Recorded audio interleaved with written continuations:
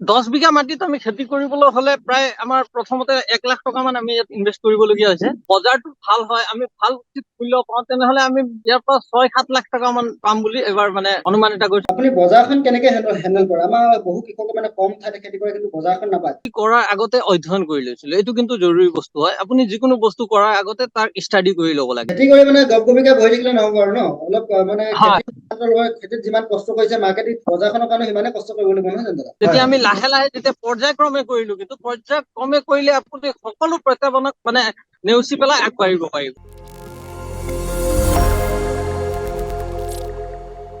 নমস্কাৰ দৰ্শক, মই পংকজ কণিকৰ, আপোনালোকে চাই আছে কৃষিজন অসমৰ বিশেষ অনুষ্ঠান কৃষকৰ বন্ধু। দৰ্শকসকল, আজি কৃষক বন্ধুৰ অতিথি বিশ্বনাথ জিলাৰ লীলা পোদাল। দাদা নমস্কাৰ, আপোনাক আমাৰ অনুষ্ঠানলৈ স্বাগতম জনাইছো। নমস্কাৰ। হয়, দৰ্শকসকল, আমি লীলা পোদালৰ লগত বেছি কথা আমি বিশেষ কথা নাপাতো, তেওঁৰ পৰা আমি তেওঁ কি খেতি কৰিছে, কেনেকুৱা ধৰণৰ কাম কৰিছে, এই বিষয়ে আমি জানিবলৈ চেষ্টা কৰিম। দাদা আপুনি প্ৰথমে কওক, আপুনি বৰ্তমান কেনেকুৱা ধৰণৰ খেতি কৰিছে আৰু আপোনাৰ বৰ্তমান আপুনি কিমান বিঘা মাটিত খেতি কৰি আছে, এই বিষয়ে আমাৰ দৰ্শকসকলক অকণমান কওক। হয়, নিশ্চয়কৈ।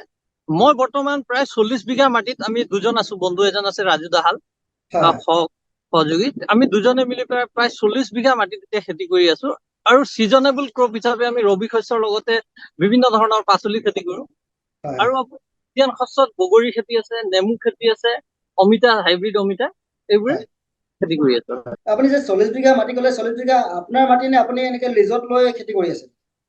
নাই, মোৰ এইটো 40 বিঘাত মোৰ কেৱল 1 বিঘা মাটি মোৰ আছে, যিটো ঘৰত কেৱল আপোনাৰ এবিঘা মাটি আছে, বাকীখিনি মানে আপুনি লিজত লৈ। দাদা লিজৰ প্ৰচেছটো কি? লিজত কেনেকে মাটি লয়, বা আমাৰ যিসকল কৃষকৰ মাটি নাই তেওঁলোকে কেনেকে লিজত লৈ খেতি কৰিব, এই প্ৰচেছটোৰ বিষয়ে অকণমান কওকচোন আমাক।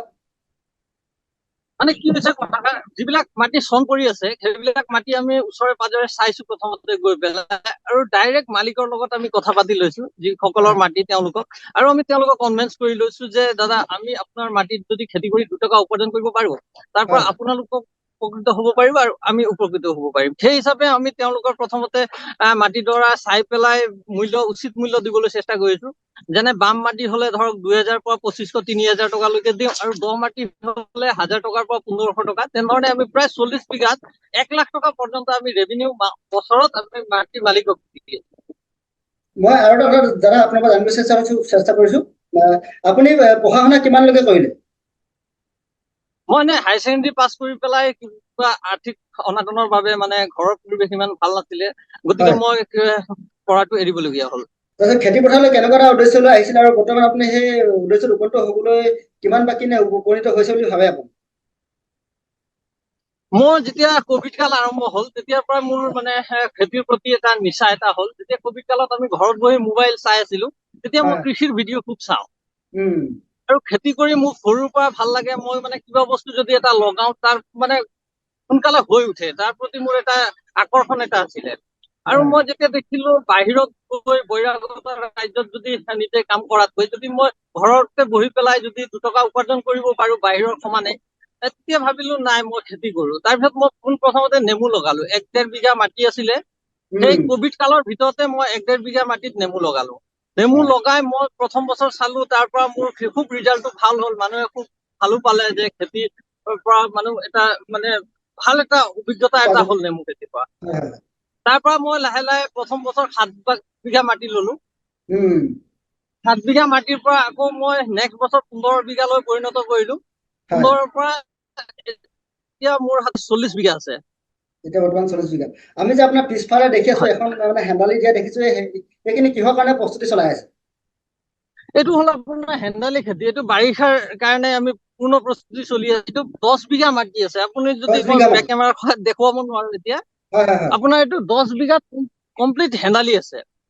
10 বিঘা হেন্দালি খেতি কৰি আছে। তাত মানে কি জিকা বা জাতিলাও এনেকুৱা ধৰণৰ খেতি কৰিব নেকি? ধৰক জিকা দিছো, জাতিলাও দিছো, কোমোৰা দিছো, তিতা কেৰেলা দিছো, তিয়হ দিছো, আৰু আমাৰ 2 বিঘামান ধৰক জলকীয়া থাকিব। জলকীয়াৰ কাৰণে আমি লেণ্ড প্ৰিপাৰেচন কৰা নাই, কিয়নো পুলি হৈ আছে। আমি এইটো ঘন বাৰিষাত যেতিয়া ওলাব পাৰো জলকীয়া, তেতিয়া মাৰ্কেটত মানে ডিমাণ্ড বেছি থাকে। 10 বিঘা মাটিত আমি খেতি কৰিবলৈ হলে প্ৰায় আমাৰ প্ৰথমতে 1 লাখ টকা মান আমি ইয়াত ইনভেষ্ট কৰিবলগীয়া হৈছে। বজাৰটো ভাল হয়, আমি ভাল উচিত মূল্য পাওঁ, তেনেহলে আমি ইয়াৰ পৰা 6-7 লাখ টকা মান পাম বুলি এবাৰ মানে অনুমান এটা কৰিছো। আৰু বজাৰ একেবাৰে বেয়া হলে ইয়াৰ পৰা 4 লাখ টকা আমি ইয়াৰ পৰা ল'ব পাৰিম বুলি আশা কৰিম। নিশ্চয়। ইয়াত যিখিনি মানে কাম বিলাক আপোনালোকে কৰে নে আপোনাৰ ওচৰ পাজৰ কোনোবা মানুহক ইয়াত কামত লগাই দাদা? ইমানখিনি কামটো আপোনালোকে দুজনেতো কৰিব নোৱাৰে, নহয় জানো? নহয় নহয়, খেতি বুলি ক'লে কি হয়, একচুৱেলি ধাৰণাটো ভুল হয়।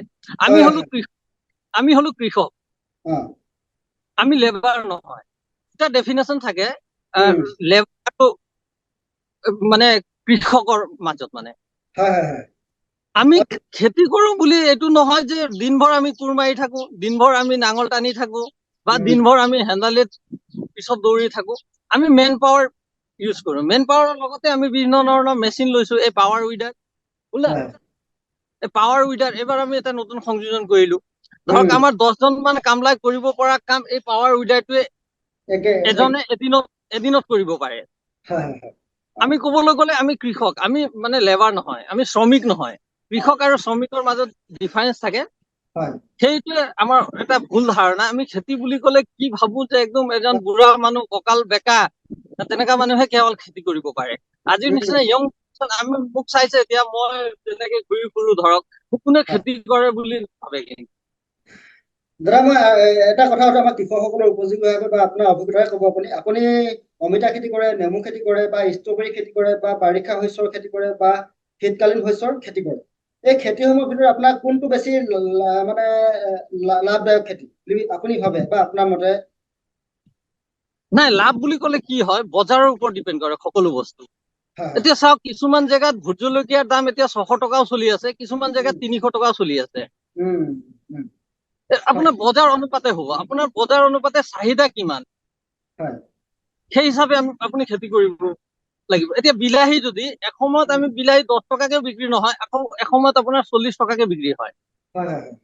সেই সময়টো আপুনি যদি বুজিব পাৰে, তেতিয়া আপুনি খেতিত নিশ্চয় লাভান্বিত হ'ব। যিকোনো খেতিত এটা মাটিতে আপুনি বছৰত 2, 3, 4টা খেতি কৰি কেনে বেছি উপাৰ্জন কৰিব পাৰি, সেইটো আমি মানে চিন্তা চৰ্চা কৰি আগবাঢ়ি আছো। নিশ্চয় এই কথাখিনি আমাৰ যিসকল দৰ্শকে চাই আছে, এই কথাখিনি আমাৰ মন কৰিব। দাদা মই আৰু এটা কথা সুধো আপোনাক, 40 বিঘা মাটিত খেতি কৰিছে, আপুনি বজাৰখন কেনেকে হেণ্ডেল কৰে? আমাৰ বহু কৃষকে মানে কম ঠাইতে খেতি কৰে, কিন্তু বজাৰখন নাপায়। আপুনি ইমান এটা বিস্তৃত এলেকাত খেতি কৰে, আপুনি বজাৰখন কেনেকে হেণ্ডেল কৰে? আমাৰ দৰ্শকসকলৰ উপযোগী হোৱাকৈ অকমান কওকচোন দাদা। আমি ছচিয়েল মিডিয়াৰ সহায় লৈছো, আৰু বিভিন্ন জেগাত আমি যিসকলে খেতি কৰে তেওঁলোকৰ ওচৰলৈ গৈছো, তেওঁলোকৰ পৰা আমি বুজ লৈছো আপোনালোকে যে প্ৰডাকশ্যন কৰি আছে বস্তুটো কোনে নিয়ে। আৰু আমি বেপাৰীৰ ওচৰত গৈছো যে আমি এনেকুৱা ধৰণৰ বস্তুবোৰ মানে প্ৰডাকশ্যন কৰি আছো, আপোনালোকে চাওক, আমাৰ কোৱালিটিটো চাই ল'ব। মানে আমি কোৱালিটি দিবলৈ যিহেতু চেষ্টা কৰিছো। তাৰপিছত বেপাৰী বিলাক নিজে আহিছে। আৰু আপুনি কি হয়, প্ৰডাকশ্যন কিবা এটা বস্তু কৰিলে যদি ভাল উৎপাদন উলিয়াব পাৰে, তেতিয়া আপোনাৰ ওচৰত নিশ্চয় মানুহ আহিব। খেতি কৰি মানে গপগপিকে বহি থাকিলে নহব আৰু ন, অলপ মানে খেতিত যিমান কষ্ট কৰিছে, মাৰ্কেটিং বজাৰখনৰ কাৰণে সিমানে কষ্ট কৰিব লাগিব, নহয় জানো দাদা? আমাৰ কৃষকসকলে। হয়, যিহেতু আমি দুজন আছো, এতিয়া মোৰ সহযোগী যিজন আছে তেওঁ কমপ্লিট এইটো মেনেজমেন্টৰ কাম কৰে। তেওঁ লেবাৰ চোৱা চিতা কৰা বা সৰু সুৰা কাম যিবিলাক কৰে, আৰু মই কি কৰো, মই মাৰ্কেটিং কৰো। বিশেষকে আমি দুজন হোৱাৰ এইটো এটা বেনিফিট আছে। মই মানে ছচিয়েল মিডিয়াতে হওক বা কাৰোবাৰ পথাৰলৈ গৈ পেলাই তেওঁৰ লগত কনভেন্স কৰো, তেওঁলোকৰ দিহা পৰামৰ্শ লওঁ, আৰু নিজতকে চিনিয়ৰ কৃষক যিবিলাক আছে আমাৰ এৰিয়াত, তেওঁলোকৰ পৰা পৰামৰ্শ লৈ পেলাই সেই হিচাপে আমি কৃষিত আগবাঢ়ি আছো। আমাৰ কৃষকসকলক আপুনি কি কব? বজাৰখন যিসকল কৃষকে বজাৰ নাপায় বুলি সদায় মানে অভিযোগ তুলি থাকে, তেওঁলোকক আপুনি কি কব? এইটো এটা ডাঙৰ সমস্যা হয়, বজাৰ নাপায় বুলি কয়। আপুনি এটা কথা মনত ৰাখিব, আপোনাৰ অঞ্চলত মানে কিহৰ বজাৰ আছে। এতিয়া ভোট জলকীয়া কোনোবাই কৰিছে বুলি, ভোট জলকীয়াত লাভ আছে বুলি আপুনি ভোট জলকীয়াৰ ওপৰত জঁপিয়ালে নহব। আপোনাৰ এৰিয়াত কি বস্তুৰ ডিমাণ্ড আছে, হয় নহয়? এতিয়া বগৰী আমি খেতি কিয় কৰিলো? আমাৰ বিশ্বনাথ অঞ্চলত বগৰীৰ খেতি নাছিলে। আমি পোন প্ৰথমবাৰ কৰিছো বুলি ক'ব পাৰি। কৰিছে যদিও ইমান সফল হোৱা নাই আমি জনাত। কিন্তু খাৰুপেটীয়া ফালে বগৰীৰ এনেকুৱা মানে কি আছে, মাৰ্কেট ডাউন আছে, মানে তাত যদি 20 টকা বিক্ৰী হয়, আমি 50 টকা পৰ্যন্ত বিশ্বনাথ চাৰিআলিত বিক্ৰী কৰিবলৈ সক্ষম।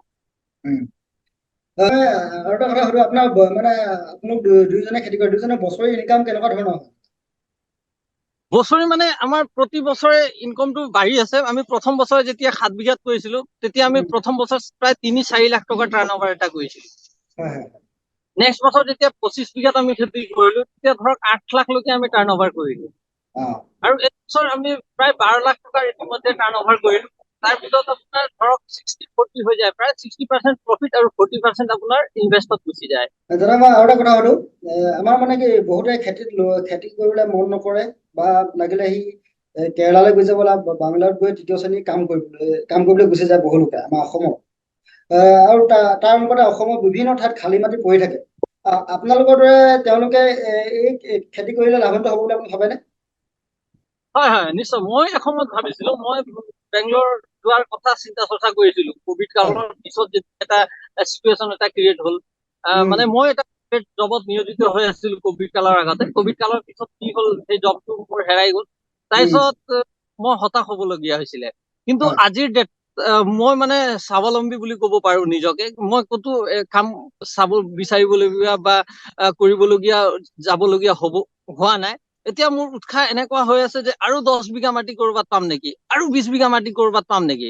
প্ৰথম আমি কিন্তু 7 বিঘা মাটিত দুজনে যেতিয়া কৰি আছিলো তেতিয়া মানুহে আমাক কৈছিলে দুজন মানুহে এনে দৌৰি আছে বুলি। কিন্তু আজি সেই মানুহ বিলাকে আমাক কয় যে নাই, ইহঁতে কিন্তু ভাল কাম কৰি আছে। আৰু আমাৰ চাই পেলাই এতিয়া ওচৰ পাজৰে বহুত খেতি কৰিবলৈ আগবাঢ়ি আহিছে। আমাৰ লগত এইটো যিটো হেন্দালি আছে, ইয়াত আমি বেলেগ দুজনকো লৈছো, তেওঁকো 1-1 বিঘা মাটি দিছো যে আপোনালোকে কৰক। দাদা আপুনি আজি এইটো মানে কি এইটো পৰ্যায়ত 1 বিঘা মাটি আপোনাৰ আছিল, তাৰপিছত আপুনি 7 বিঘা মাটিত খেতি কৰিবলৈ আৰম্ভ কৰিলে, আৰু আজি 40 বিঘা মাটিত আপুনি খেতি কৰি আছে আপোনালোকৰ দুজনে। এই পৰ্যায়টো পাওঁতে আপোনালোকৰ কিবা প্ৰত্যাহ্বানৰ সন্মুখীন হৈছে নেকি, আৰু প্ৰত্যাহ্বানবিলাক যদি সন্মুখীন হৈছে এইবিলাক কেনেকে প্ৰত্যাহ্বান জনাইছে, সেই বিষয়ে আমাৰ অকমান কওক। প্ৰত্যাহ্বানটো চাওক, প্ৰতিটো ষ্টেজতে আপুনি প্ৰত্যাহ্বান পাব। আমিও পাইছিলো। প্ৰথম যেতিয়া খেতি কৰিবলৈ আগবাঢ়িলো তেতিয়া আমাৰ ওচৰত সাধন একো নাই। পানী যোগানৰ পৰা আদি কৰি বিভিন্ন খেতি বুলি ক'লে আপুনি এনে হাল বাই পেলাই কিবা লগাই দিলে নহব। তাৰপিছত আমাৰ লগত নলেজ আছিলে। আমি কি কৰিছিলো, খেতি কৰাৰ আগতে অধ্যয়ন কৰি লৈছিলো। এইটো কিন্তু জৰুৰী বস্তু হয়। আপুনি যিকোনো বস্তু কৰাৰ আগতে তাৰ ষ্টাডি কৰি ল'ব লাগে। যেতিয়া কোভিড কাল আছিলে মই প্ৰায় 1 বছৰ মান খেতিৰ ওপৰত ষ্টাডি কৰিলো। ষ্টাডি কৰি যেতিয়া মই পথাৰলৈ নামিলো তেতিয়া মই প্ৰত্যাহ্বান গম পালো যে এতিয়াতো মই জানিলে নহব, এতিয়া গছতো পানী দিব লাগিব, সেইটো কথা মই জানো। এতিয়া পানী আনিম ক'ৰ পৰা, সেইটো আছিলে মোৰ কাৰণে এটা প্ৰত্যাহ্বান। তাৰপিছত আমি চিন্তা চৰ্চা কৰিলো স্প্ৰিংকুলাৰৰ। আমি স্প্ৰিংকুলাৰ আনিলো, তাৰপিছত ড্ৰিপ ইৰিগেশ্যন আনিলো। তাৰপিছত এইবাৰ আমি এটা ডাঙৰ প্ৰজেক্ট 38 লাখৰ অসম চৰকাৰৰ পৰা, যিটো জলসিঞ্চন বিভাগৰ পৰা আমি 38 লাখ টকাৰ এটা প্ৰজেক্ট পাইছো, যিটো চলাৰ চিষ্টেম হয়, সেইটো পাইছো। তেনেকুৱা পানীৰ এটা প্ৰত্যাহ্বান আছিলে। আৰু আমি ইনভেষ্টৰ কাৰণে অলপ প্ৰত্যাহ্বানৰ সন্মুখীন হলো যে টকা বহুত লাগে এতিয়া ধৰক খেতি কৰিবলৈ।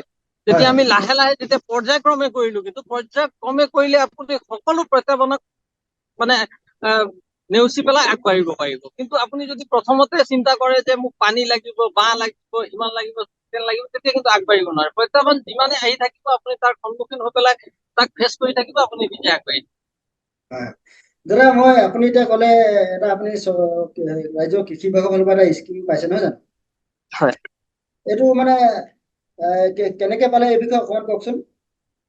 এইটো একচুৱেলি আমাৰ এইবছৰ বগৰী খেতিৰ এটা ভাল প্ৰচাৰ এটা হৈছিলে। প্ৰচাৰ হওঁতে বিশ্বনাথ চাৰিআলি আৰক্ষী প্ৰশাসনৰ পৰা আদি কৰি আমাৰ যিটো এগ্ৰিকালচাৰ ডিপাৰ্টমেন্ট আহিছিলে, সকলো ডিপাৰ্টমেন্ট বিলাকৰ মানুহ যেতিয়া আহিছিলে, আমাৰ চাইছিলে যে আপোনালোকে ভাল কাম কৰি আছে, কিন্তু ইয়াত পানী যোগানৰ ব্যৱস্থা নাই।